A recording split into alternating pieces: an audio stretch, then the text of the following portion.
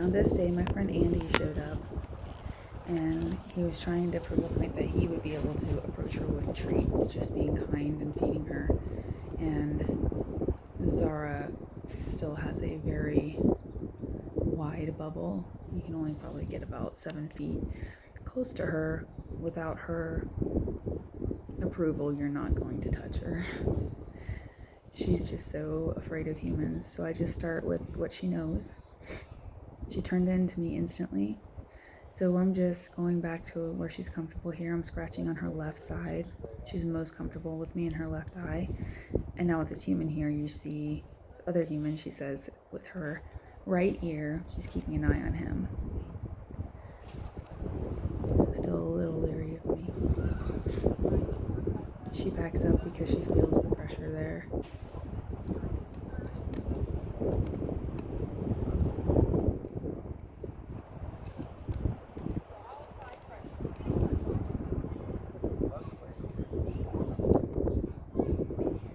He was observing how she does pay attention to me and what I'm doing there with her expressions and being drawn into me. Here I'm just letting her smell my hand with the lead rope in it.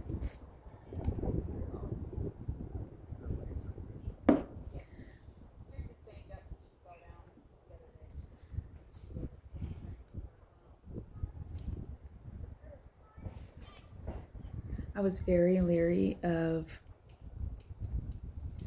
leaving the lead rope snapped on her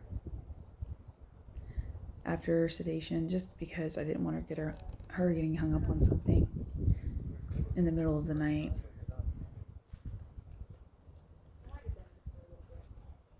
I did ask Andy to come a little bit further back to me a little bit later.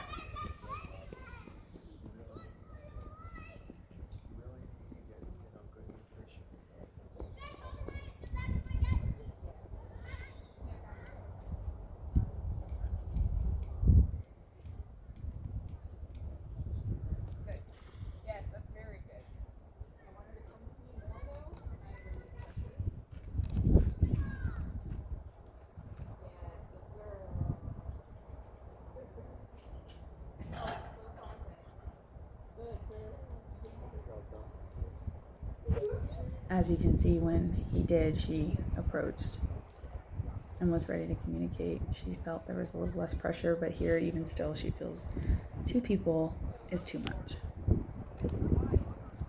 I'm just trying to reintroduce her to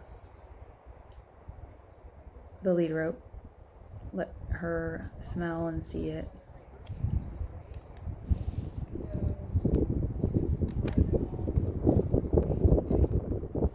The first time it was on, she was drugged, so she may not remember it.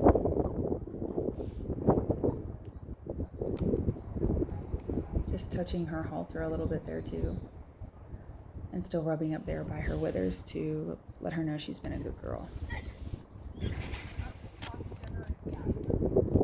Using the stick as an extension of my hand, because she's not quite used to me on her yet. Unfortunately, Andy stood right in the frame of view of Zahra at this point. He won't move.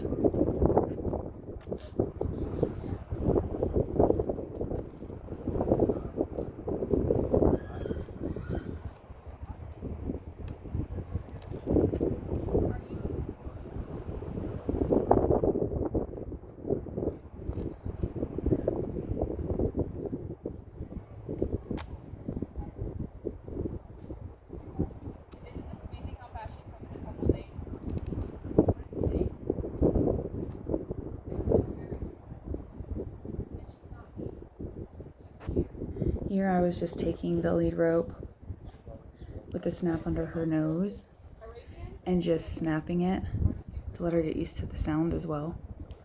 And then when she stood like a good girl, like here, I was retreating, giving her a release.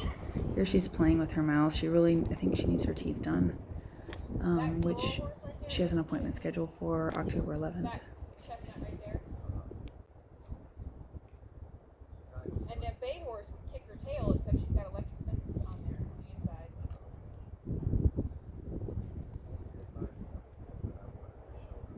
No, I went to get on a horse with my land.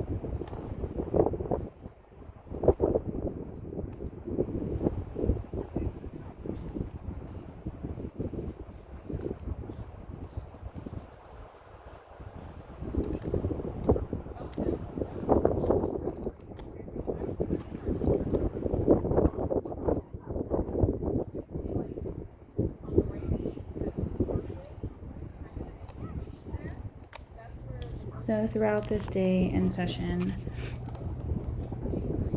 Zahra just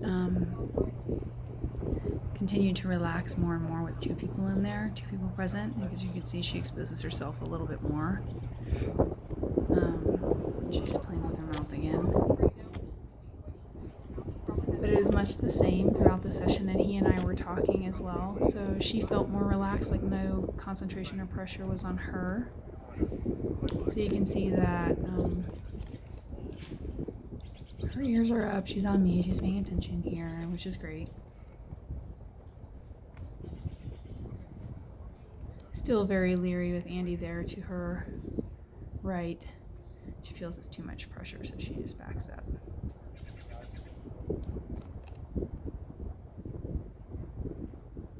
And she wants nothing to do with him because he's unfamiliar. And she's just gonna check out. She's not interested in engaging as much anymore.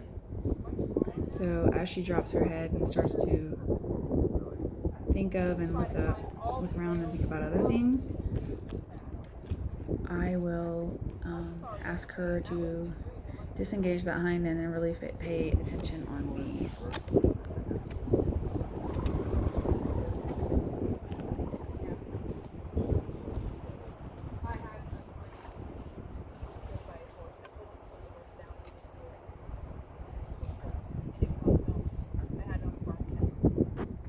And of course, little Thurman decides to join us.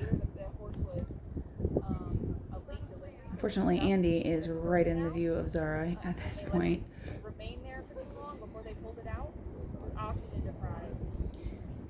He's a farm dog, so she sees him around quite often.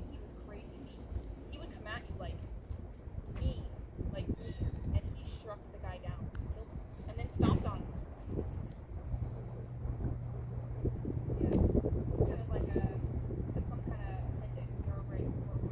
She really doesn't mind the dog being in there though, which is great desensitization for her in the pen.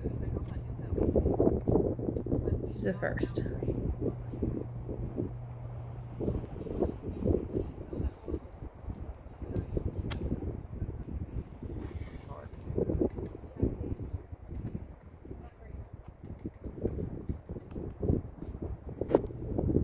Here is where I asked her to rejoin the conversation.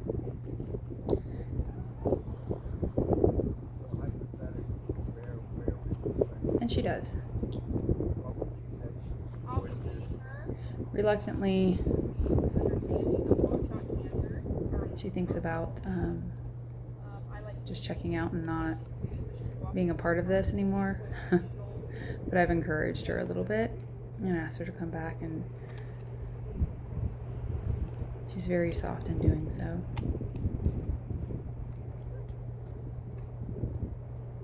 So this whole session, the remainder of this session, is just about me having the lead rope in my hand and asking her to trust me with that. The lead rope and the stick, and of course Andy's in the pen too, so that's another added pressure and something out of her comfort zone, so she's still on edge. There I just touched her halter a little bit and she was really good, so I gave her a big release. A lot of space.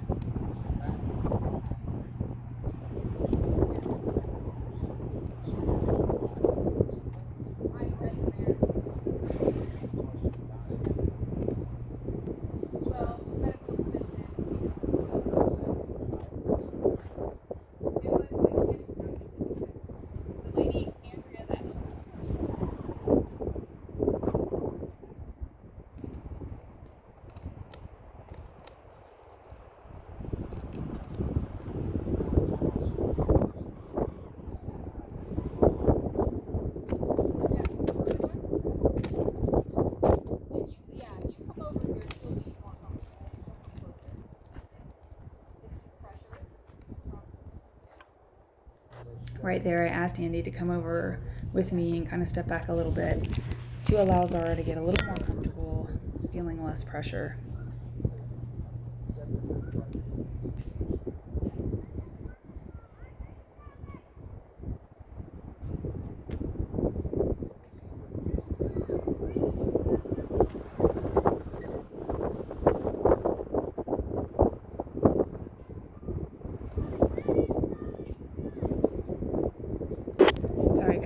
was super bad that day.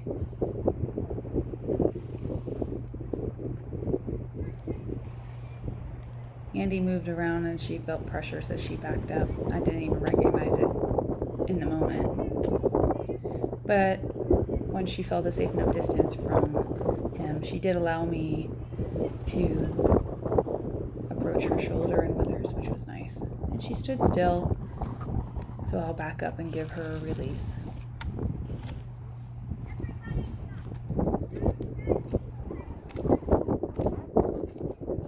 Although this doesn't look like a very productive or active session, it actually is kind of like a passive training session for her. Again, just allowing me to be in her space, her getting used to my smell and my presence there without being a threat, allowing her to just be a horse, and then trusting that I am not going to harm her in any way. It was actually a nice step. Right here, she turns away from me, which I normally wouldn't allow, but I let it go because Andy was added pressure in the pen with me that day.